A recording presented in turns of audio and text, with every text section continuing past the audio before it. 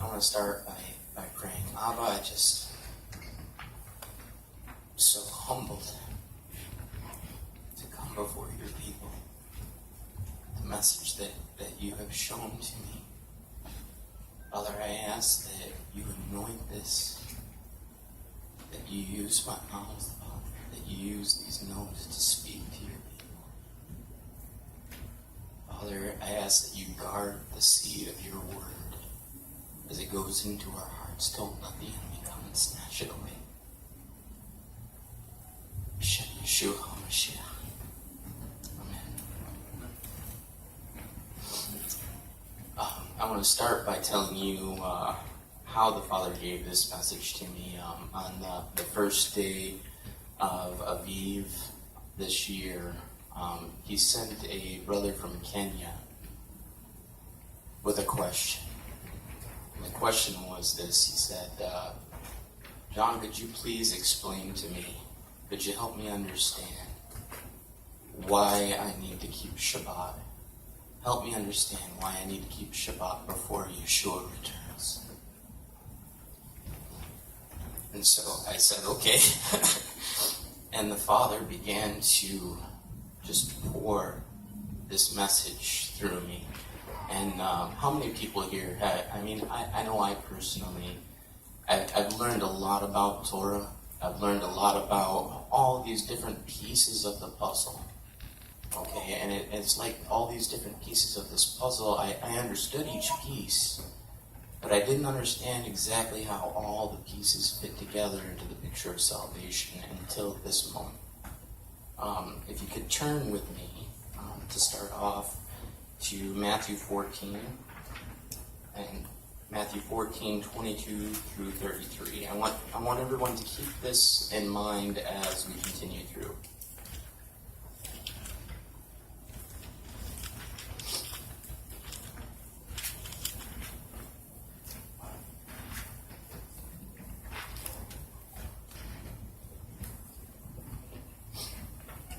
Immediately he had the Talmudim get into a boat and go on ahead of him to the other side, while he sent the crowds away. After he had sent the crowds away, he went up into the hills by himself to pray. Night came on, and he was there alone. But by this time the boat was several miles from shore, battling through rough sea and a headwind. Around 4 o'clock in the morning he came toward them, walking on the lake. When the Talmudim saw him in the morning, walking on the lake, they were terrified. "It's a ghost," they said, and screamed with fear. But at once Yeshua spoke to them. "Courage," he said, "it is I. Stop being afraid." Then Kepha called to him, "Lord, if it is really you, tell me to come to where you are on the water." "Come," he said. So Kepha got out of the boat and walked on the water toward Yeshua. But when he saw the wind, he became afraid, and as he began to sink, he yelled, "Lord, save me." Yeshua immediately stretched out his hand, took hold of him, and said to him, "Such little trust, why did you doubt?" As they went up into the boat, the wind ceased. The men in the boat fell down before him and exclaimed, "You really are God's Son."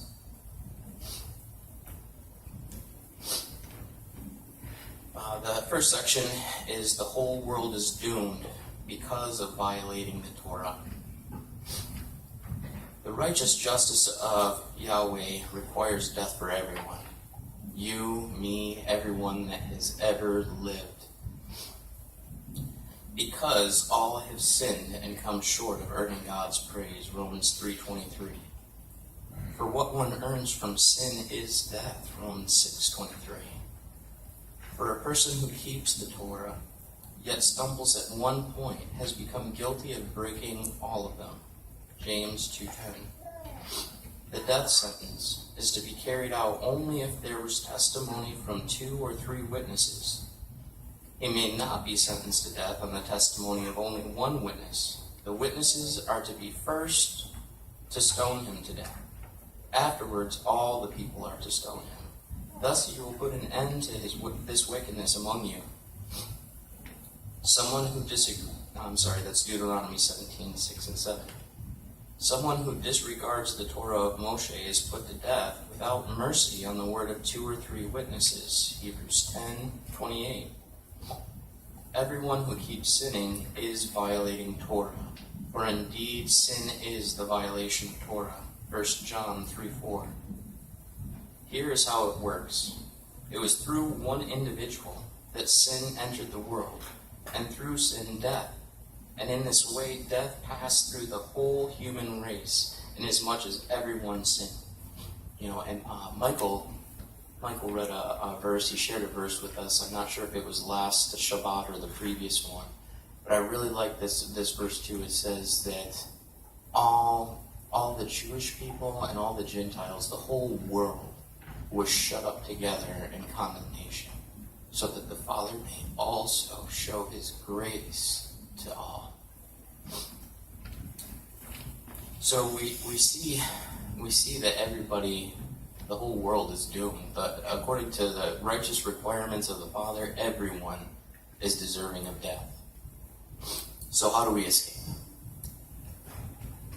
To make a way for salvation, so that anyone who would believe in him could receive life, he gave his Son, so that every debt from the transgressions or the violations of Torah were paid by his atoning death for us. Believing in his sacrifice opens the way for him, Yeshua, to live in us by his Spirit. And as Yeshua the Messiah kept all the Father's commandments, so can we.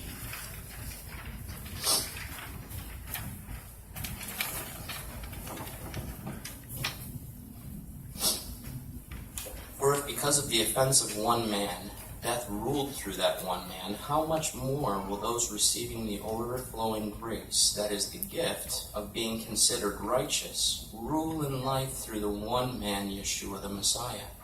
Romans 5:17. Don't you know that those of us who have been immersed into Messiah Yeshua have been immersed into his death?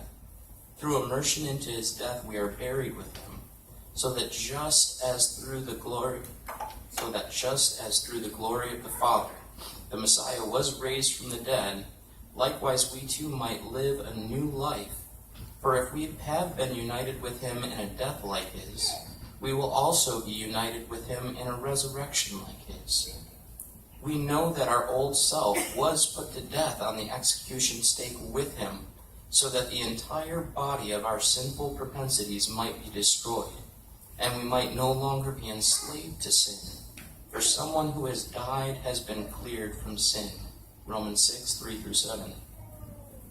For it was through letting the Torah speak for itself that I died to its traditional, legalistic misinterpretation, so that I might live in direct relationship with God. When the Messiah was executed on the stake as a criminal, I was too, so that my proud ego no longer lives, but the Messiah lives in me. And the life I now live in my body, I live by the same trusting faithfulness that the Son of God had, who loved me and gave himself up for me.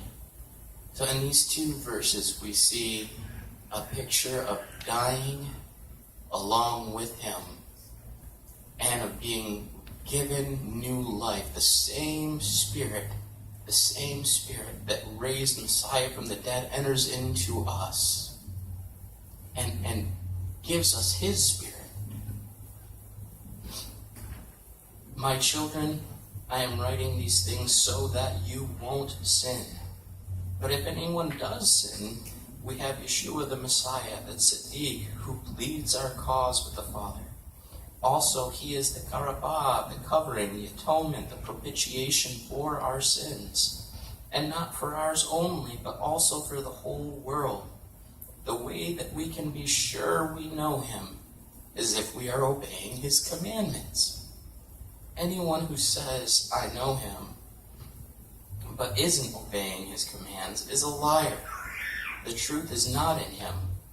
But if someone keeps doing what he says, then truly love for God has been brought to its goal in him. This is how we are sure that we are united with him. A person who claims to be continuing in union with him ought to be conducting his life the same way he did. Okay. Here we see another example of obeying his commandments. It's his Spirit. It's his Spirit.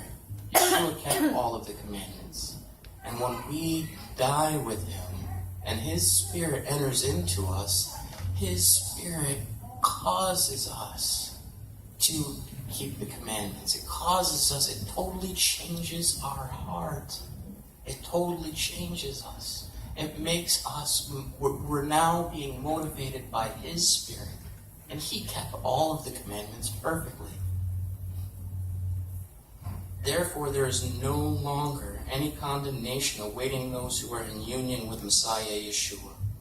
Why? Because the Torah of the Spirit, which produces life in union with Messiah Yeshua, has set me free from the Torah of sin and death. For what the Torah could not do by itself, because it lacked the power to make the old nature cooperate, God did by sending his own Son as a human being with a nature like our own sinful one, but without sin.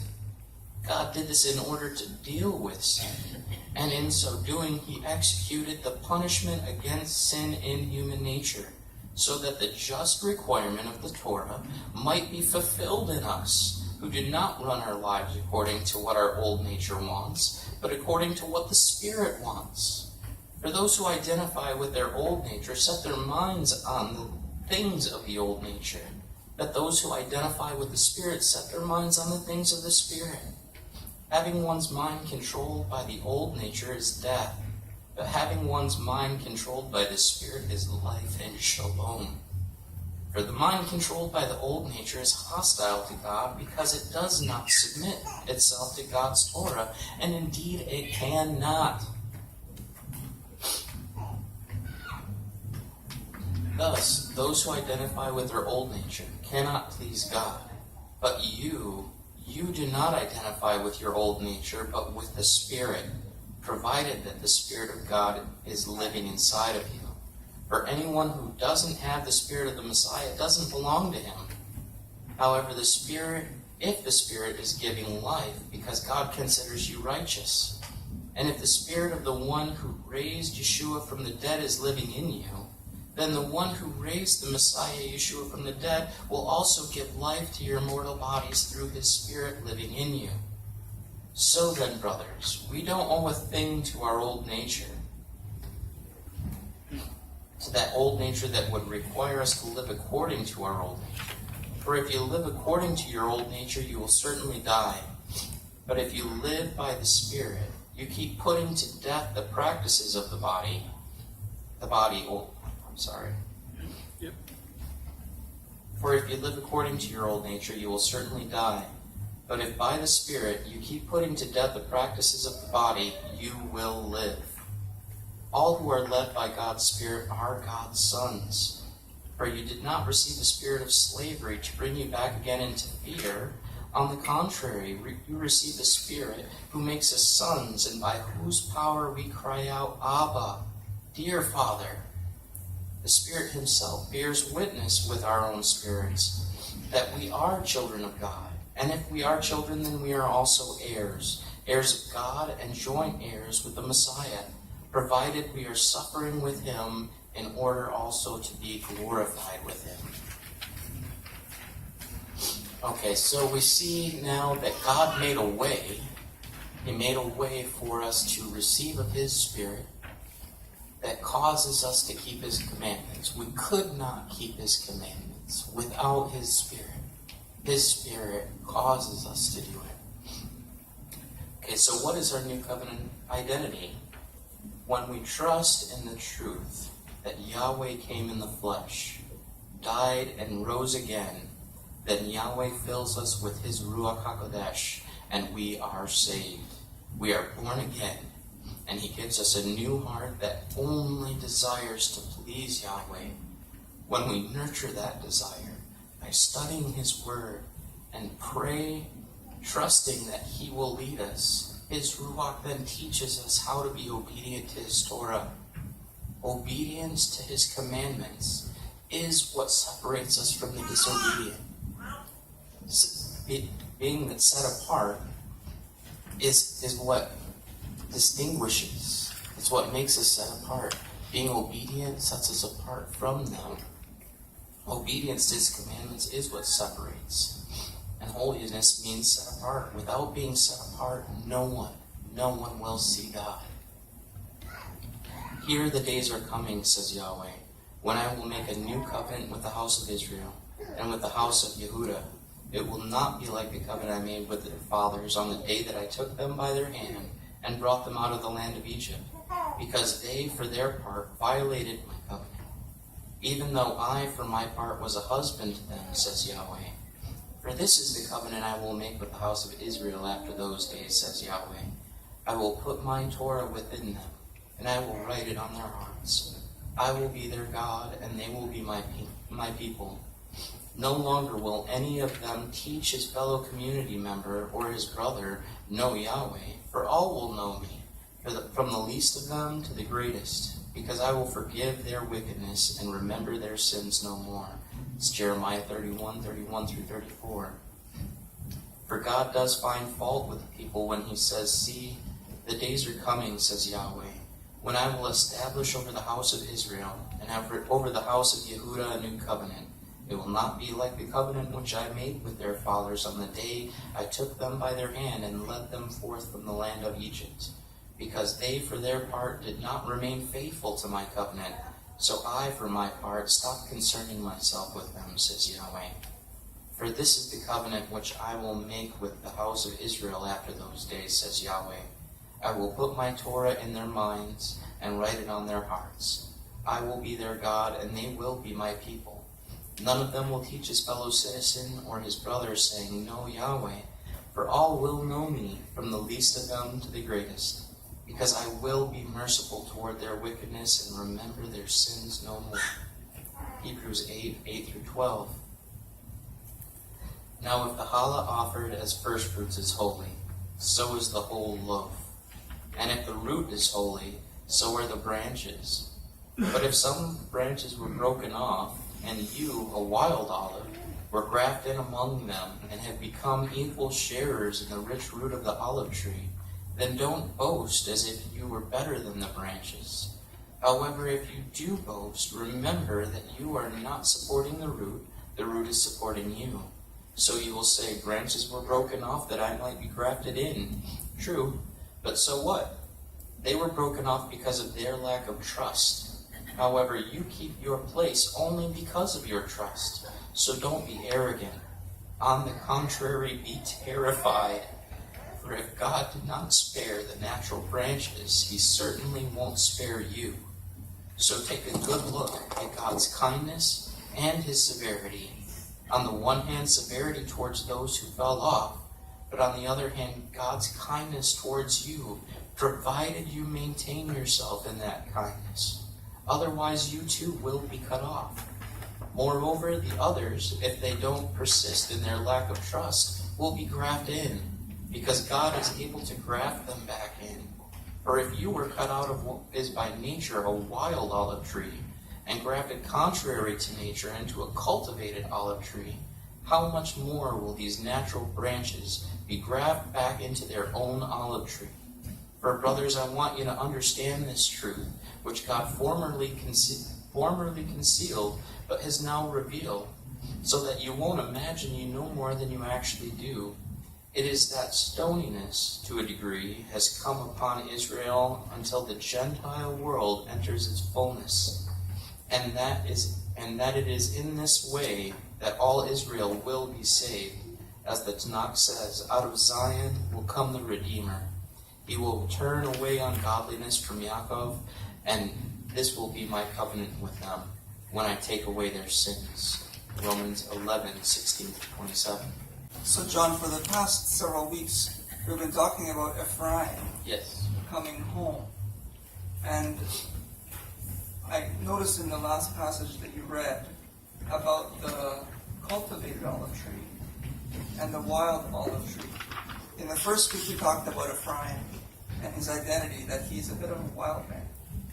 Can you speak to that and why the cultivated tree is one that bears fruit and is representative of the older brother, and yet it is the wild branches. Isn't it ironic that the natural branches are cut off and these wild olive branches are grafted in? Well, Are you going to pick that again? referring to why the natural was bearing fruits and the wild was not. It's simply keeping the commandments. Keeping the commandments is the way to life. Ezekiel tells us this. You know, that his commandments are a path to life. And so how do we produce life in our life? You know, it's by keeping his commandments. How do we keep his commandments? By his Spirit. This is the only way, because trying to walk out the commandments physically without his Spirit, it's not bad, but it's like an equation, okay? To have salvation, you have to have faith and works. Okay, this is what James was talking about when he said that Abraham, our father Abraham, was counted righteous by his works, while Shaul said that he was counted righteous by his faith. Okay, because the faith has to motivate our works. If we have just the faith and no works, that faith is dead. While too, if we have just the works but no faith, the works are dead. So you have to have faith and works put together. The works are motivated by the faith, and that faith is derived from his Spirit.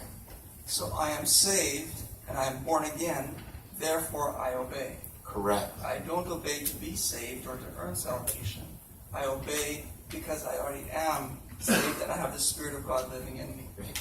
And another really interesting thing to talk on this subject is sanctification. What is sanctification? Some people teach in progressive sanctification, but when we look at the tabernacle, when we look at the high priest, when we look at the whole assembly of the people of Israel, how were they sanctified? They were sanctified by the application of blood. From every utensil within the tabernacle, to the tabernacle itself, to the priests, and all the assembly, they were all sanctified by the one-time application of blood. So then what is the purpose of Torah? The Torah is our Abba's instructions. These are the things that keep us in a state of sanctification. It's what sanctification is, the process by which we are made holy or set apart for his use. But it is by walking in his commandments that we stay in that place. What about when some people will object and say, John, aren't we saved by grace and we are no longer under the law but under grace? Well, we are saved by grace. We are saved by grace because it was God's gift. It was God's gift. It was Yeshua's shed blood that saves us. Okay, but if we are indeed saved by that shed blood, then his Spirit will come into us and cause us to walk those things out. We're not earning it by walking it out. We're simply being obedient to the Spirit that he has given to us by walking it out. Amen. And so, my dear friends, brothers and sisters, I want to thank you for joining us for this third part in the series of Ephraim. It is time to come home, and more next Shabbat. Shabbat Shalom.